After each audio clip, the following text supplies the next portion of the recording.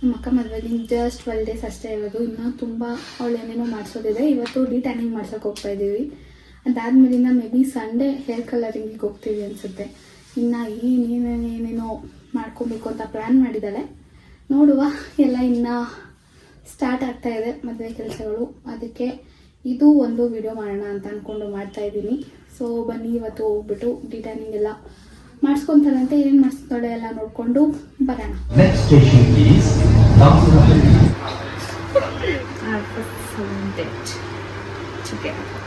Facial, detan ಎಲ್ಲ first time ಇದ್ರು. I am scared because I have very sensitive skin.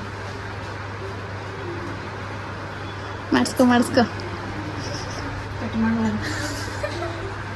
So ನಮ್ಮ ಅಕ್ಕ just ಡಿಟ್ಯಾನಿಂಗ್ ಅಷ್ಟೇ ಅಲ್ಲ, ಫುಲ್ ಒಂದು ಬ್ರೈಡಲ್ ಪ್ಯಾಕೇಜ್ ತರ ತಗೊಂಡಿದ್ದಾಳೆ. ಇವತ್ತು ಜಸ್ಟ್ ಡಿಟ್ಯಾನಿಂಗ್ ಮಾಡಿಸ್ಕೊತಾ ಇದ್ದೀವಿ, ಯಾಕಂದ್ರೆ ಆಗಲೇ ನಾವು ಬಂದಾಗಲೇ ತುಂಬ ಲೇಟ್ ಆಗಿತ್ತು. ಸೊ ಅದಕ್ಕೆ ಇವತ್ತು ಇದನ್ನ ಮುಗಿಸ್ಕೊಂಡು ನಾಳೆ ಏನೇನು ಮಾಡಿಸ್ಕೋಬೇಕು ಅಂತ ಎಲ್ಲ ಫುಲ್ಲು ಕೇಳಿ ವಿಚಾರಿಸಿ ಪ್ಲ್ಯಾನ್ ಮಾಡಿಕೊಂಡು ಹೋಗ್ತಾ ಇದ್ದೀವಿ. ಆ್ಯಕ್ಚುಲಿ ನಮ್ಮ ಅಕ್ಕ ಸ್ಕಿನ್ ಒಂದು ಸ್ವಲ್ಪ ಚೇಂಜಸ್ ಕಾಣಿಸ್ತಾ ಇತ್ತು ಡಿಟ್ಯಾನಿಂಗ್ ಮಾಡಿಸಿದ ತಕ್ಷಣ, ಯಾಕಂದರೆ ಸಿಕ್ಕಾಪಟ್ಟೆ ಟ್ಯಾನ್ ಆಗಿದ್ಲವಳು. ಇವಾಗ ಸ್ಕಿನ್ ಈ ಥರ ಕಾಣಿಸ್ತಾ ಇತ್ತು. ಆ್ಯಂಡ್ ಇವತ್ತು ತುಂಬ ಬೆಳಗ್ಗೆನೇ ಹೊರಟಿದ್ದೀವಿ, ಯಾಕಂದರೆ ಇವತ್ತು ಎಲ್ಲ ಇಲ್ಲೇ ಹಿಡಿಯುತ್ತೆ ಅಂತ ಗೊತ್ತು. ಇವತ್ತು ಏನೇನು ಮಾಡಿಸ್ತಾ ಇರೋದು ಅಂದರೆ ವ್ಯಾಕ್ಸಿಂಗ್, ಬ್ರೈಟ್ನಿಂಗ್, ಫೇಶಿಯಲ್, ಅದಾದಮೇಲಿಂದ pedicure, manicure, hair cut, hair spa, hair colouring ಇಷ್ಟೆಲ್ಲ ಮಾಡಿಸೋದಿದೆ. ಆ್ಯಂಡ್ ಇಷ್ಟು ಕೂಡ ನಮ್ಮ ಅಕ್ಕ ಫಸ್ಟ್ ಟೈಮ್ ಮಾಡಿಸ್ಕೊತಾ ಇರೋದು, ಅದು ಕೂಡ ಮದುವೆಗೆ ಅಂತ ಫುಲ್ಲು ಪ್ರಿಪೇರ್ ಆಗ್ತಾ ಇದ್ದಾಳೆ.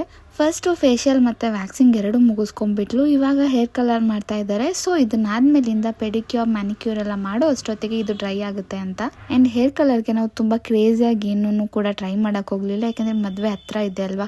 ಇವಾಗ ಸುಮ್ಮನೆ ರಿಸ್ಕ್ ತೊಗೊಳೋದಕ್ಕಿಂತ ಸೇಫ್ ಆಗಿರೋದು ಬೆಸ್ಟ್ ಅಂತ ಒಂಚೂರು ಚಾಕ್ಲೇಟ್ ಬ್ರೌನಲ್ಲಿ ಒಂದು ಶೇಡ್ ಸೆಲೆಕ್ಟ್ ಮಾಡ್ಕೊಂಡ್ವಿ. ಅಲ್ಲಿಂದ ಡೈರೆಕ್ಟಾಗಿ ಸ್ವಲ್ಪ ಪೆಡಿಕ್ಯೂರ್, ಮ್ಯಾನಿಕ್ಯೂರ್ ಅದನ್ನೆಲ್ಲ ನೀಟಾಗಿ ಮುಗಿಸ್ಕೊಂಡು, ಹೇರ್ ಕಟ್ ಕೂಡ ಅಷ್ಟೇ ತುಂಬಾ ಶಾರ್ಟ್ ಮಾಡಿಸ್ತಾ ಇಲ್ಲ, ಯಾಕಂದರೆ ಬ್ರೇಡ್ಸ್ ಎಲ್ಲ ಮಾಡ್ತಾರಲ್ವ. ಸೊ ಅದಕ್ಕೆ ಚೆನ್ನಾಗಿರಲಿ ಅಂತ ಅಂದ್ಕೊಂಡ್ವಿ. ಇವಳೇನೋ ಫುಲ್ಲು ಆರಾಮಾಗಿ ಮಾಡಿಸ್ಕೊಂಡು ಕೂತಿದ್ಲು. ನಾನಂತೂ ಬೆಳಗ್ಗೆಯಿಂದ ಇವಳ ಮುಖನೇ ನೋಡಿ ಸಾಕಾಗೋಗಿತ್ತು. ಎಷ್ಟು ಅಂತ ನೋಡಲಿ, ಊಟ ತಿಂಡಿ ಎಲ್ಲ ಮಾಡಿದೆ, ವೆಯ್ಟ್ ಮಾಡ್ಕೊಂಡು ಕೂತಿದ್ದೆ. ಇವಳದು ಕಂಪ್ಲೀಟಾಗಿ ಫುಲ್ ಹೇರ್ ಕಟ್ ಮಾಡಿಸ್ಕೊಂಡು ಹೊರಡೋ ಅಷ್ಟೊತ್ತಿಗೆ ಆಲ್ಮೋಸ್ಟ್ ಒಂದು 7 ಆಗಿತ್ತು ಅನಿಸುತ್ತೆ. ಇದನ್ನು ಬಿಟ್ಟು ಇಷ್ಟು ನಾನು ನೋಡಿದ್ಮೇಲೆ ಒಂದೇನು ಅನ್ನಿಸ್ತು ಅಂದರೆ, ನೀವು ಕೂಡ ಬ್ರೈಡ್ ಆಗಿದ್ದೀರಾ ಅಂದರೆ ಸುಮ್ಮನೆ ಸಪ್ರೇಟಾಗಿ ತೊಗೊಳ್ಳೋದಕ್ಕಿಂತ ಬ್ರೈಡಲ್ ಪ್ಯಾಕೇಜಸ್ ಅಂತ ಬರುತ್ತಲ್ಲ, ಅದನ್ನು ತೊಗೊಂಡ್ರೆ ಸಿಕ್ಕಾಪಟ್ಟೆ ಸೇವ್ ಮಾಡ್ಬೋದು ಅಂತ ಅನಿಸುತ್ತೆ. ನಮ್ಮ ಅಕ್ಕದಾಯಿತು. ಇವಾಗ ನನ್ನ ಸಲೂನ್ ಟೈಮ್.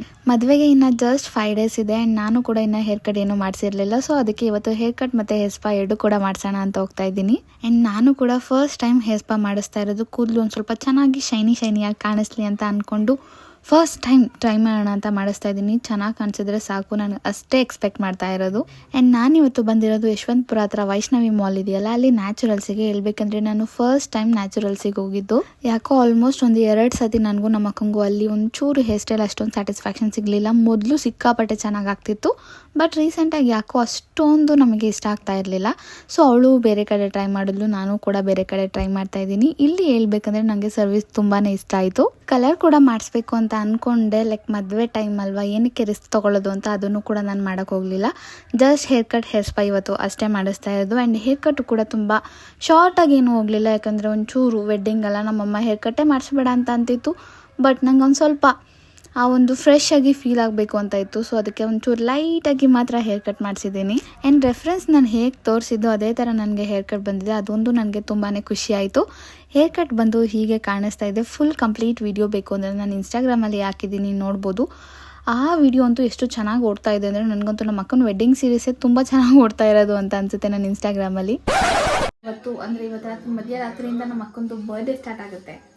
ಅದಕ್ಕೆ ನಮ್ಮ ಫ್ಯಾಮಿಲಿ ಎಲ್ಲ ಸೇರ್ಕೊಂಡಿದ್ದೀವಿ, ಒಟ್ಟಿಗೆ ಸೇರ್ಕೊಂಡಿದ್ದೀವಿ ಅವಳು ಬರ್ಡೇ ಮಾಡೋಣ ಅಂತ. ಯಾಕಂದರೆ ಇನ್ನು ಜಸ್ಟ್ 4 ಡೇಸಲ್ಲಿ ಅವಳದು ಮದುವೆ ಇದೆ. ಇವತ್ತು ಬರ್ಡೇ ಇದೆ. ಸೊ ಅದಕ್ಕೆ ಹೆಂಗೆ ಸಿಗುತ್ತೆ ಎಷ್ಟು ಮಾತಾಡ್ತಾ ಇದ್ರ. ನನ್ನ ಮಧ್ಯೆ ಹೇಳ್ತಾ ಇದ್ನಲ್ಲ, ಸೀರಿಯಲಲ್ಲಿ ಹೇಳ್ತಾರಲ್ಲ ಮಧ್ಯ ನಮ್ಮ ಮಾಮ ಸೇರಿಕೊಂಡು ಬಿರಿಯಾನಿ ಮಾಡ್ತಾ ಇದ್ದಾರೆ. ಬಿರಿಯಾನಿ ವಾವ್, ಸಖತ್ತಾಗಿರುತ್ತೆ. ನಾಳೆ ಮಾಡೋ ಪ್ಲ್ಯಾನ್ ಇತ್ತು, ಬಟ್ ಆಗಲಿಲ್ಲ ಅಂತ ಇವತ್ತು ರಾತ್ರಿಗೆ ಮಾಡ್ತಾಯಿದ್ದೀವಿ. ಮಾಡಿಬಿಟ್ಟು ಕೇಕ್ ಕಟ್ ಮಾಡಿಸ್ಬಿಟ್ಟು ಬರ್ಡೇ ಮಾಡೋಣ. ವರ್ಷ ಮಾಡೋಷ್ಟು ಇಷ್ಟು ಗ್ರ್ಯಾಂಡಾಗಿ ಮಾಡ್ತಾಯಿಲ್ಲ ಈ ಸಲ, ಯಾಕಂದರೆ ಇವಳು ಮದುವೆ ಖರ್ಚು ಮಾಡಿ ಕಾಸು ಉಳಿತಾ ಇಲ್ಲ, ಖಾಲಿ ಆಗ್ಬಿಟ್ಟು. ಯಸ್, ನಾನು ಅದಕ್ಕೆ ಹೇಳಿಬಿಟ್ಟೆ, ತುಂಬ ಗ್ರ್ಯಾಂಡಾಗಿ ಮಾಡೋಕ್ಕಾಗಲ್ಲ, ಬೇಜಾರು ಮಾಡ್ಕೊಬೇಡ ಅಂತ. ಅದಕ್ಕೆ ಪರವಾಗಿಲ್ಲ ಕಟ್ರೆ ಮದುವೆ ಚೆನ್ನಾಗಿ ಮಾಡ್ಕೊಟ್ರೆ ಸಾಕು ಅಂತ ಎಮೋಷ್ನಲ್ ಹೊಡಿತಾ ಇದ್ಲು. ಸೊ ನಮಗೂ ಅಂತ ಅಂದ್ಬಿಟ್ಟು ಸುಮ್ಮನಾಗಿದ್ದೀವಿ. ಅದಕ್ಕೆ ಇವಳಿಗೂ ಕೂಡ ಕಾಲೇಜ್ ರಜೆ ಹಾಕ್ಸ್ಬಿಟ್ಟು ಜೊತೆಯಲ್ಲೇ ಇರೋಣ, ನಾಳೆ ಫುಲ್ ಡೇ. ಹೌದು, ಅವಳಿಗೆ ಸ್ಪೆಂಡ್ ಮಾಡೋಣ ಅಂತ. ಮೆಟೀರಿಯಲಿಸ್ಟಿಕ್ ಥಿಂಗ್ಸ್ಗಿಂತ ಮೆಮೊರೀಸ್ ತುಂಬ ಇಷ್ಟ ಆಗುತ್ತೆ. ಸೊ ಅದಕ್ಕೆ ಅದನ್ನೇ ಕೂಡ ಅನ್ಕೊಂಡಿದ್ದೀವಿ. ಬನ್ನಿ ಇವತ್ತು ನಮ್ಮ ಅಕ್ಕನ ಬರ್ಡೇ ಮಾಡೋಣ. ಹೆಂಗೆ ಉಲ್ಟಾ ತಿರ್ಗ ಅದರಲ್ಲೇ ಕೈ ತಿರುಗಿಸ್ಬೇಕು ಹಿಂಗೆ.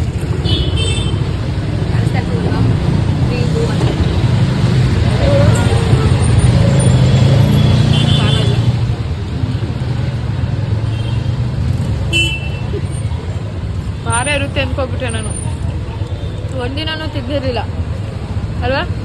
ನೀವು ತಿಂದಿದ್ದಾ?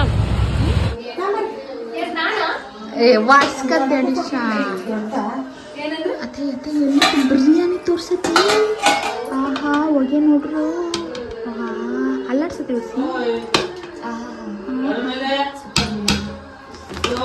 ಹಾಕೊಡತ್ತೆ.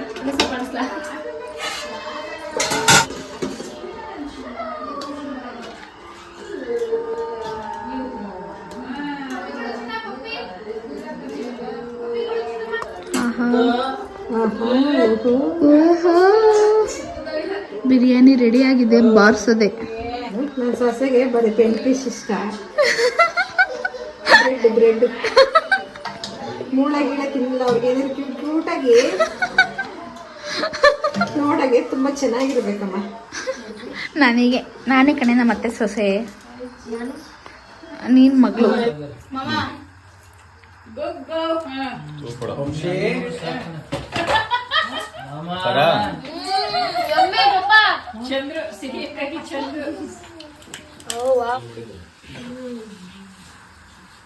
ಹುಟ್ಟು ಹಬ್ಬದ ಹಾರ್ದಿಕ ಶುಭಾಶಯಗಳು.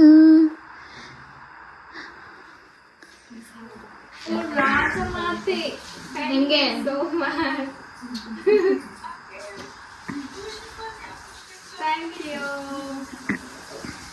ಮ್ಯಾಚ್ ಬಾಕ್ಸಿಗಂತೂ ಬರ ಇಲ್ಲ.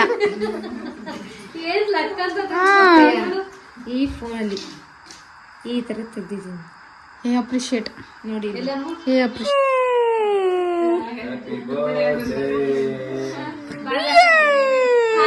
Birthday to you, happy birthday to. ನೀನು ಅನ್ನೆ ಏ ಅಂತ.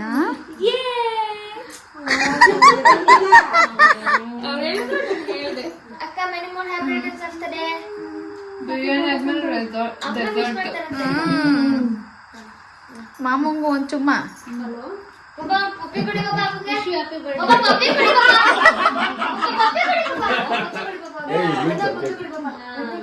ಹೇಗಿದ್ದಪ್ಪ ನಿಮ್ಮ ಇದಾರಲಿ ನಿಮ್ಮ ತಡಪ್ಪ ಪಪ್ಪಿ ಕುಡಿಗೋ